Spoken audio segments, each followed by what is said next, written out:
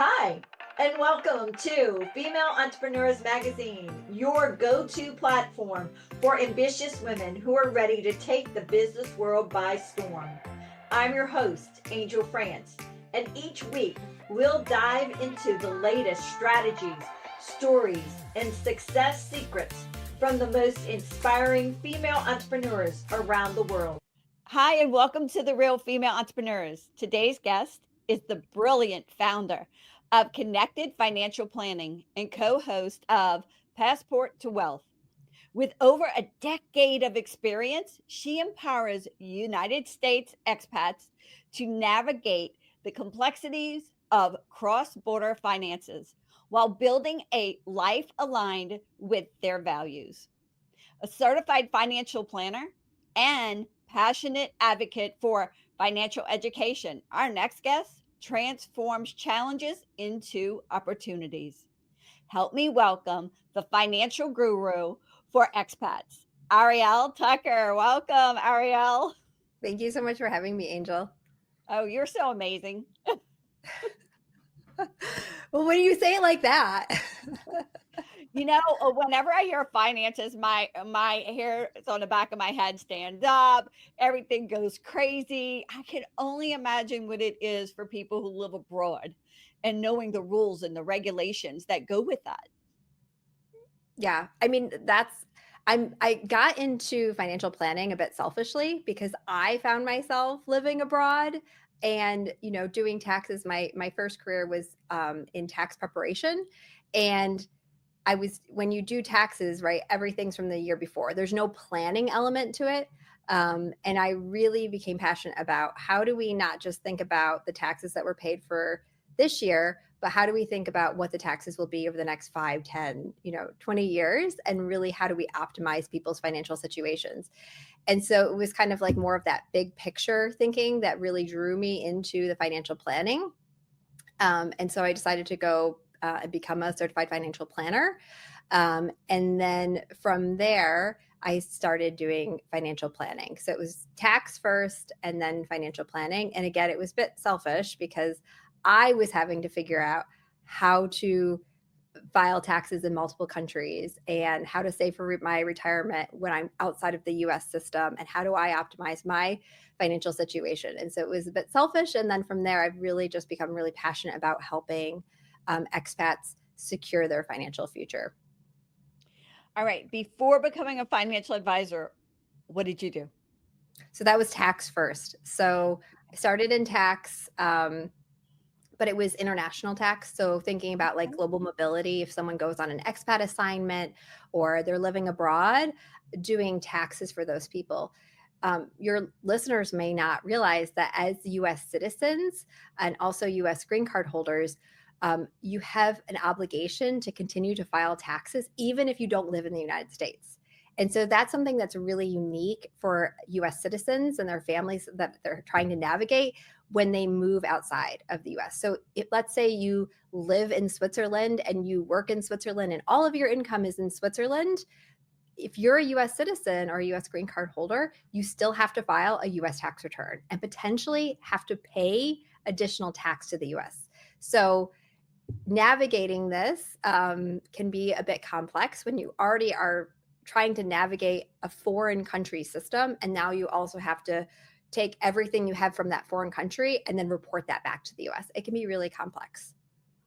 That sounds complex. And I mean, it's complex enough not going that way, not living abroad, but living abroad is key. What brought you to Switzerland? So we first moved abroad. So I'm married. And so back in 2011, my husband and I were living in the Boston area. And we were kind of trying to plan out our next steps. And he was thinking about doing a PhD program. And there was a PhD program in Switzerland, in Zurich, that sounded interesting to him. So we literally just like got on a plane and showed up in Switzerland. And so at that point, I was 24 years old. I didn't have a ton of experience, but I had done a lot of volunteer work in college for the VITA program. It's a tax preparation partnership alongside the IRS for helping low income individuals file tax returns. And timing in life is just everything, I think, sometimes. And so we showed up in Switzerland right when there was a lot of movement in bank secrecy. So I think people maybe think of Switzerland and they think of like secret Swiss bank accounts.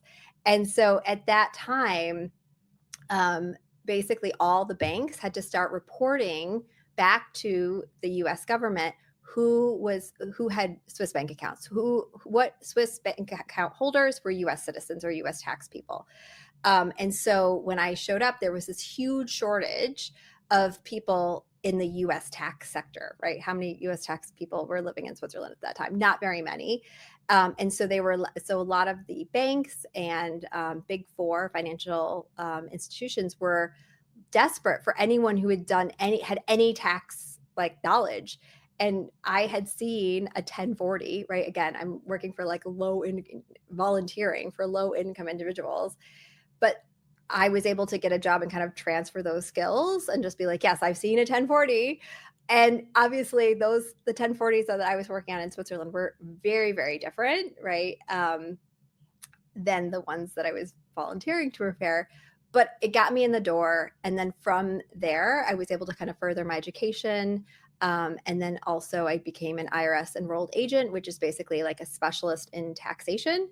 And just really became passionate about helping people, understand their tax returns and start to think about the planning opportunities available to them. Wow.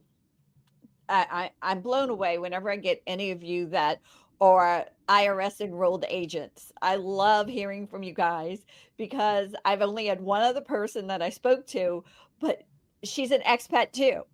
So you guys have really gone above and beyond what other people do here in the United States because you do collaboration with the IRS. Am I correct? Yeah, so we can sign returns, we can represent taxpayers on behalf of taxpayers in front of the IRS. And so we are really kind of it's almost like the CPA if it was just tax is what an enrolled agent is. And I no longer prepare tax returns, but tax is just such a foundation of cross-border financial planning. You really have to understand taxes from the US perspective, but also really from like a high level perspective from whatever foreign country your clients are living in. So I feel like as I build my team now, I look first for people who have international tax experience. And then I say, okay, do you want to do financial planning? Because it's so important. Wow. Yeah, financial planning is the key, especially for female entrepreneurs who don't know how to do it as well. But for expats who think of expats who are financial entrepreneurs, hello, female entrepreneurs, they're just like, okay, what's next? Yeah. How do you balance the demands of running your business and your family life or personal life? So, like most people, they live by their family and everything. You guys have moved away, and I believe you told me you have two children Yes. So we and have two married. children. Our daughter was actually born in Switzerland. Our son was born in New York when we lived there for a short time in between two stints abroad. But I think balance is hard. I don't know if I've figured out balance because my husband and I both work. We're both expats. We have no family living in this country or continent even, and so it takes a lot of balancing between the two of us, a partnership between the two of us, really to make it work. And I don't know if I could do what I do now if my husband hadn't been fully on board with me making the transition. And so basically, about 3 years ago, I told my husband, I'm going to start my own firm and I'm not expecting to make any money for the first 3 years. Is that okay? And I need like 50 grand to do it. So I'm not going to make any money. I'm going to take a chunk of our savings. And oh, by the way, we live in the most expensive city in the world. Can I do this? And my husband was like, absolutely. And has just like fully bought into supporting me. And so he's very involved with helping with like picking up the kids from school, doing parent teacher meetings, which are all in German. Like this is it's like right, our life is like in German and English, but um he's kind of in some ways like the Mr. Mom, and I really am so thankful for him. It wouldn't work without him. Yeah, we were talking earlier about how our husbands are so awesome, like fix us coffee or tea. They can fix us breakfast. I mean, my husband fixed dinner. I don't know what your husband does, but mine does. Okay, so my husband makes so we have like a smoothie every morning. He makes me a smoothie every morning, and then he also comes home from working all day, and then he cooks dinner most nights as well. So yeah, I'm pretty lucky. I know it. I think my husband just says he does it. He's afraid of getting sick because I'm not the best cook. So, and if it was me, it would be a salad and a baked potato. There you go, done. Well, this be I'm a good baker, and I like love baking breads and cookies and cakes. So I think he's like, I want to keep you alive, and you need to eat vegetables. So therefore, I'm going to put greens in your smoothie and make you broccoli for dinner. So I had another girl come on and tell me that her and her husband does Sunday service, meaning they take about an hour and they just look at their whole entire week and month and balance out what needs to happen so they can maneuver. And I thought that was good. So do you guys do a sit down anything? So we don't do a formal sit down, but I'd say like we check in with each other most like days. And we also have a shared calendar. So he has access to all of my work meetings and activities, and I have access to his. So we can always see like who is available or not available. And so if there's, especially like if there's evening events for either one of us, that always gets like a little bit trickier. So we just I mean, I live and die by my calendar. If you know me, if it's not on the calendar, it doesn't happen. Like there's not a lot of spontaneity in my life at this point. It has to be on the calendar. Mine, there's not a lot of spontaneity either. I mean, if it has to physically say drive. Yeah, yeah, yeah. And I I do. I mean, have to also block travel time, and yeah, yep, yeah. And my husband goes, Angel, your calendar just looks like it's like crazy. I'm like, yeah. Like, okay, read. I mean, yep. I do that too. People look at my calendar like, how do you manage? I'm like, my calendar. My calendar tells me what to do. I have like my workout there. If I don't have that on, like that doesn't happen. I mean, it's really that's the best thing I found to just manage myself. And I don't know, I'm slightly like ADD. Like I'm always, I've got like 27 tabs. My brain will shift focus very quickly. And so I kind of have to constantly like trick myself into like making sure I get all my like tasks done. I do too. So I am not officially diagnosed. Matter of fact, they say I don't have ADHD, but I literally I'm squirrel. I jump, and I mean, I don't Yep. think I could do what I do without that ability to be able to have that flexibility to go from one tab on our computer to the next tab to the next. Sometimes I could have 25 tabs open and go, okay, what was I using that for again? Yeah. I agree. I tell my husband, I'm like, I think it's my super strength. Like the fact that I could like kind of put blocks and just like check through everything. Yeah, I think it is a super strength too. So, all right.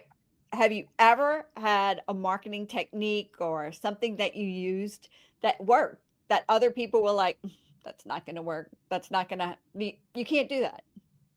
So one of the things that I started about a year and a half ago was posting regularly on LinkedIn.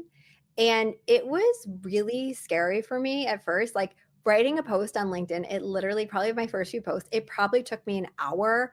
I actually hired a coach in like London to review my posts because I was so convinced that everyone would like remember everything I ever wrote on LinkedIn, and then they would like people would just use it against me and as like proof that I'm actually an idiot. Like I don't know, it just felt so permanent to like put anything in writing on the internet. And so I have been doing that regularly, and I've had so much success, so many amazing opportunities. I was connected to you through LinkedIn. I mean, there's been I've got like a CNN article and Bloomberg and all of these amazing opportunities just by putting myself out there. and doing it regularly. I get clients from LinkedIn. I mean, people just find me. And so it is a professional network. I am a professional. So for me, it's been a great place. I have just started in the last quarter or so getting more diligent about playing around with Instagram. I am still terrified of Instagram. I actually have like a social media person who supports me with Instagram. But I am trying to figure out how to make myself more scalable and also serve people who can't afford me, right? There are so many expats who are just like moving for normal jobs or love or whatever, who are having to navigate this completely on their own. They cannot afford me. And honestly, my capacity is so limited that I foresee by the end of next year, our capacity will be pretty much full. And unless I hire another person, will be full. And so I really am like, how do I make myself more scalable and connect with a larger audience? And I think Instagram could be the place, but that's the scary thing that I'm trying out now, I'll Do say. you have an evergreen yet? Have you ever started evergreening yet? What does that mean? Good, I love when people ask that question. No, great. So evergreen means that basically you can have a course that's just for people that can go there and take it on their own. There's an evergreen site, or you could just use YouTube as a whole and put it privately. And so they'll have access to it, or you could do it where it's public. It's up to you.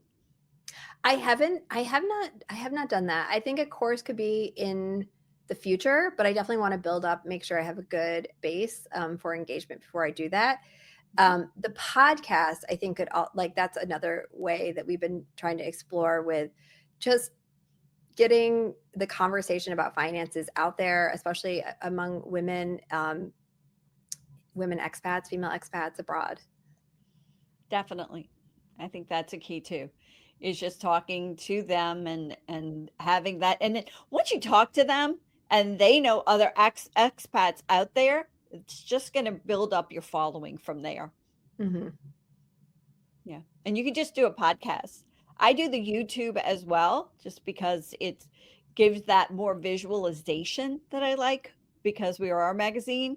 So that's why I like doing Yeah, that. makes sense. Mhm. Yeah. And write those 2 things down. We'll talk about them off if you want to. Okay, thank you. That's a great idea. Yeah. So what advice do you have for a female who's going, I think I'm going to start my own business? Just do it. What I've just do it. I mean, which sounds so hard. And I know for me, it was like, I think 9 to 12 months of personal anguish of knowing that I needed to do this, that this was the most logical next step for me. But it being really scary and hard. And so the best thing that I did was I found people around me, other female entrepreneurs in kind of related fields, but some people who just not related at all to what I was thinking about doing, but who had gone through the journey to start their own company. And I just kept surrounding myself with them and hanging out with them. And if I couldn't meet them in person, doing virtual coffees with them, just trying to like get their knowledge and like steal a little bit of like their energy and zest. Because if you talk to a female founder about like those early days, as they look backwards, oh my gosh, they're so excited to tell you their journey and encourage you and support you and be like, oh my gosh, like how can I lift you up? And so I would say, if you're feeling like it's too scary to start, then just step one, surround yourself with other female entrepreneurs. Who are your top 5 people you hang with, right? Yep. Yes. So important. So important. And I think like this is something I've also just from like being in my like 30s, like the people you were best friends with at 18 or 25, like they don't need to still be your best friends forever, or they can still be in your circle and just kind of like find people who are going to push you up and you're going to push them and surround yourself. And it's okay to let go of people. And I've just kind of realized that like later in life, it's like, oh, we don't have to be friends forever. We can say it's okay and, find the people who really want to cheer you on. And a lot of times you'll find that, I mean, they have a different path than you.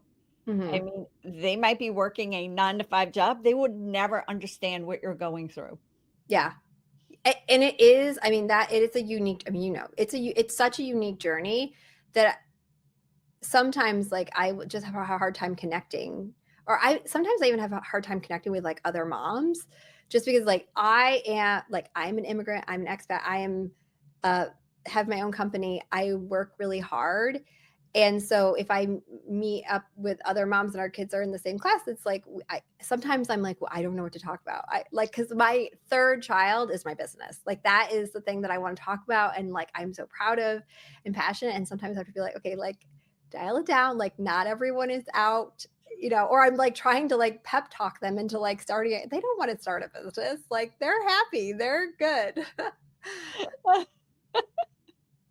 That is so true, because it's like you want to talk about your business because you're just so excited about it and what it can do for everybody, that it, fits in that niche. And everybody knows somebody that knows somebody, However, nah, most of them are not there. That's Yeah. not their Yeah. their baby, their first baby, second, or even third baby. Yep. All right. What about a woman who's been in business for a little bit? She's hitting a wall, she's struggling, or maybe having some self-doubt. What would you Yeah. tell her? I mean, I think it goes back to finding those people to surround yourself with. So I'm in a number of different mastermind groups, and they're not, I am in one that's all female, but most of them are actually mostly male. And then it's me because I work in a male dominated industry. And I think it's really important to find people who you could be vulnerable with and say, this is actually not going okay right now, and I need like basically some additional eyes and brains on this, like to figure out and to problem solve. And so find a mastermind. Here are all the masterminds like that I found an all women financial planning mastermind. I'm in a mixed female male mastermind for financial planners. I'm in an entrepreneurial organization, it's called EO. um, and that's for people like who are just hit your like first 250,000, and that's a paid mastermind. I'm in another paid mastermind for other just um, more general entrepreneurs, and I just finished a paid mastermind that was just female entrepreneurs in Switzerland. So it wasn't even other Americans. So it was like very diverse people across Switzerland. So there are so many opportunities to find one. I've started masterminds with people. I wanted to find people who'd hit, first six figures in their first year. So find the people. I think it's really powerful if you find people who are in a similar phase to where you are. If you're in the first, 1 to 2 or 3 years of business, find those people. Sometimes it's good to have mentors, people who've been doing things way longer than you. But I also think for like, if you're trying to problem solve or troubleshoot, sometimes it's really nice, I found, to be with people who are kind of like at a similar stage, and we're just kind of um, helping. I saw this last week. You'll see this in 6 months or something like that, and problem solve that way. Great tip. Oh my word. Surrounding yourself is the key. Yes, you were not an island. Yes. But sometimes we think we are. We Yeah. really do. Sometimes it's those communities that we build that actually help us surround ourselves and encourage us, even though we are, building a business on our own. Yep. Yeah. And I sometimes have to remind myself that too. Like, I am not special. I am like this. I'm not the first person to do this. Like, find your people and push to connect with them. It might be uncomfortable. It like it might be scary to put yourself out there. Just keep doing it. And I think practice, like putting yourself out there, it's just practice. Reps. Get your reps in. I like that. It's like exercising, do the reps, right? Yep. Yep. All right. Knowing what you've learned so far in business, what advice do you have to your 18-year-old self? Oh, my 18-year-old self. I I think one not it's not like a regret, because I would have always gone to college, right? Like that was always going to happen.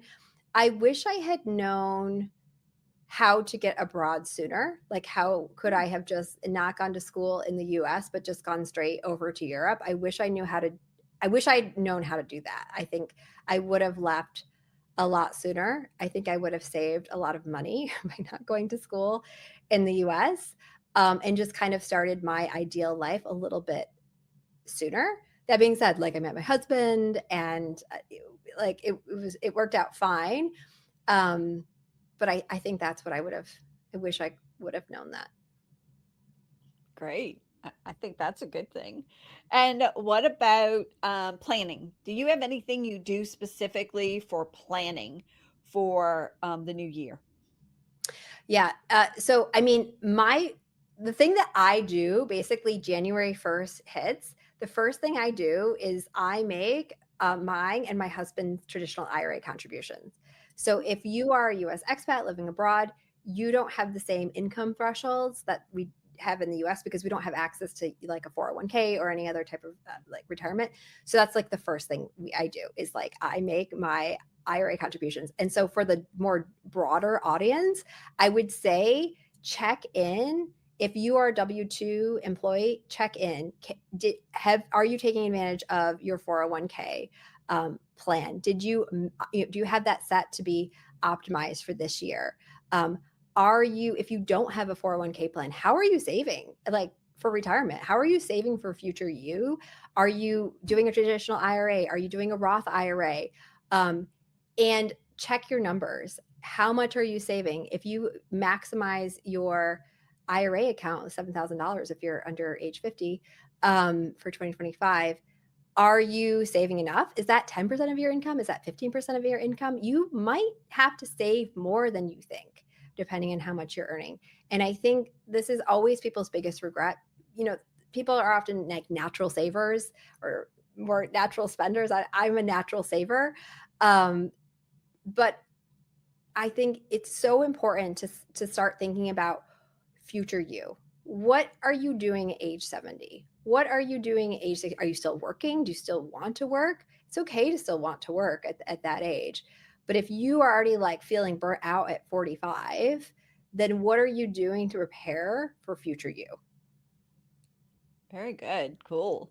That is a tip everybody needs because I can tell you now, I wish somebody would have told me that way back when I was way younger. Yep. So that is the key. All right. So what is a future this year? What is a goal you have this year? So this year, to work less. The last 2 years, I've worked really, really hard. The first year, I probably worked too hard. Last year, I did better. I took like 2 weeks of vacation. I didn't work. This year, I'm hoping to take 4 weeks of vacation and not work, while increasing our revenue at the same time. So that's really the goal, is to just continue to. I'm not trying to build a giant practice. I'm trying to build a lifestyle practice. So we do limit the amount of clients that we work with. And I just feel like when you think about like the balance, I didn't have the balance the last 2 years. Like, my husband has really had a heavy load and the kids have noticed it. My daughter's like, well, I can't believe I have a mom that works. And I'm like, I'm so sorry. So I really want to get better at like turning the computer off at 5 and taking more vacation with the family and not feeling so, constantly connected. I love that title for a book or a webinar or something, lifestyle business. Having the lifestyle you want. Yep. So so you weren't working just 6 to 8 hours or 10 hours. You were working more than that, correct? No, I was working way more.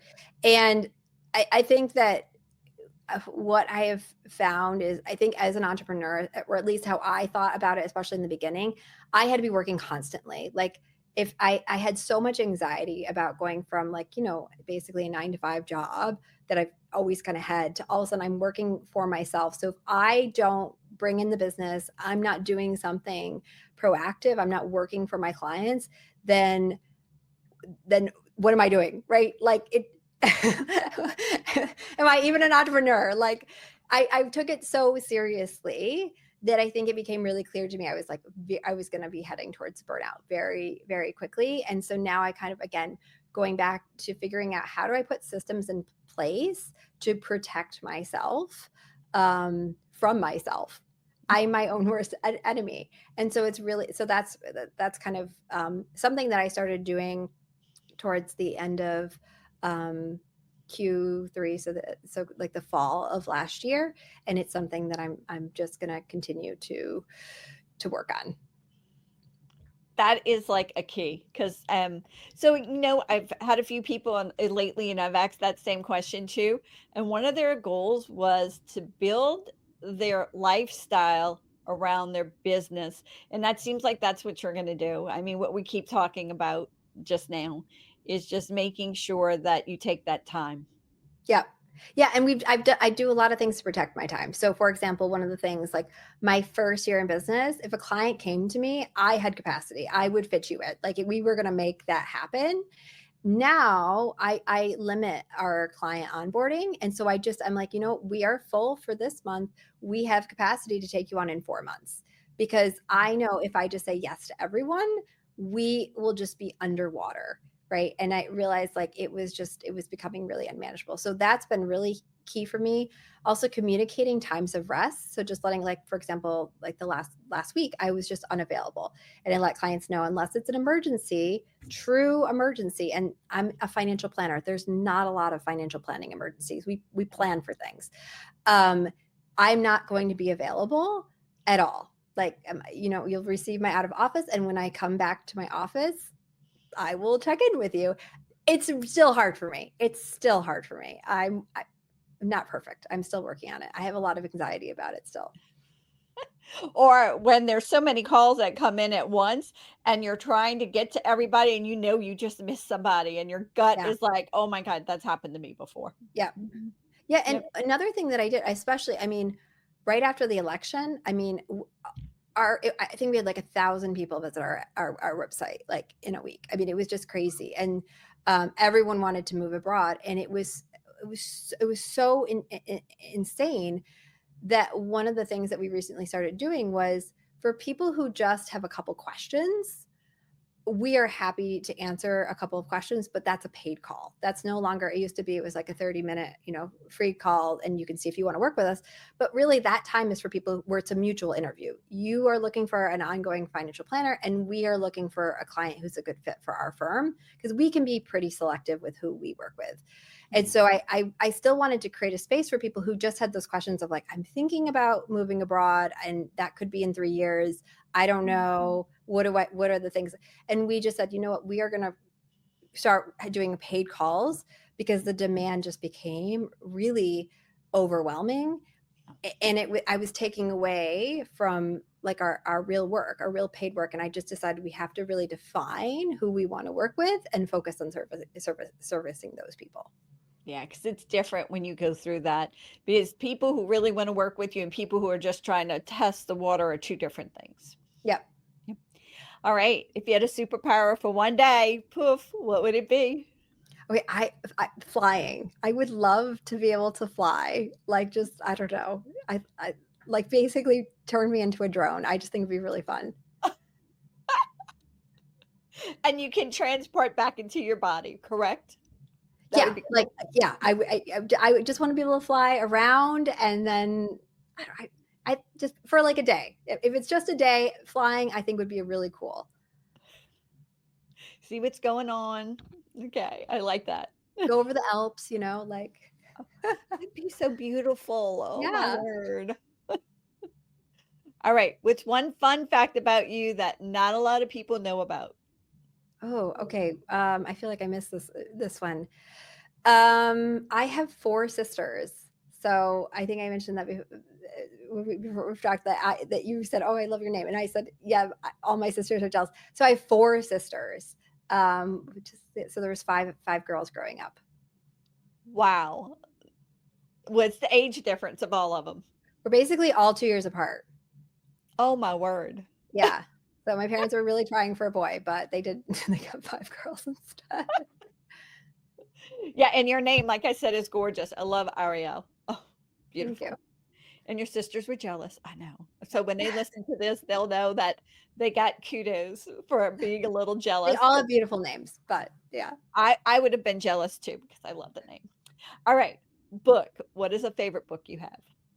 So I really like the Poisonwood Bible by Barbara Kingsolver. I don't know. You said not a book that I read, and I thought about picking a financial book, but I read that years ago, and it's just something that's really stuck with me. And I just wanted to share a good read for anyone who's looking for it's not a professional, but it's just a good read. I love Barbara Kingsolver. I think she's a wonderful artist, and so picking up any one of her books would be a good choice. What about a financial book? Do you mind giving us one? Oh, the One Page Financial Plan by Carl Richards. Okay. The One Plan Financial. One Wow. page financial plan. So basically, I mean, there's this idea that you can fit, everything you need to know basically on an index card or onto one page about your financial life. And so for people who are just kind of wanting to get more into thinking proactively about their future, I think that it's a great book. I'm going to go get it. I have this book list that I do. I have so many books I read a year and so many, and I do an Audible a week. Wow. Crazy. Oh my And gosh. Wow. yeah, well, Audibles are easy for me. Yeah. I mean, that's nothing. But yeah, I have friends that read 2 books a week. I'm like, how do you fit that in? Wow, They're that's like, good. it's their jam. I'm like, okay. So, all right. What about a favorite song? Do you have a favorite song? So I really like Stronger by Kelly Clarkson. I think because I was thinking anytime I'm kind of like down or like need like a pick me up, I think that's like a really good anthem to just be like, okay, like I mean, right, as a female entrepreneur, you're going to have rough days, you're going to have not every day is gonna be perfect. I don't know if you find this, but like I find even just like throughout the day, I'm like ups and downs and so I think that just all of the things you can do to get energy and have positive energy around you is important. Especially when you're dealing with clients, because some clients maybe aren't all smiley and happy and bright, you know? And I mean, that can take an emotional toll, especially on females who actually feel other people's emotions sometimes. I think that's such a good point. And it's also why I think I mentioned before, we interview clients and that we really consider that time a mutual interview. And I have we don't work with jerks. If I get bad energy, we won't be working together because we don't have enough capacity to just take on difficult people for the sake of it. We don't need to. And so I am really big into how people react. Like, are they curious? Are they engaged? Do they want this? Or are they just, I don't know, being dragged along? Also, like meeting with both partners, like that's a big thing for me, making sure like I won't, if there's a married couple that want to work with us, awesome. You're both coming to that meeting and I won't work with you until I know both of you.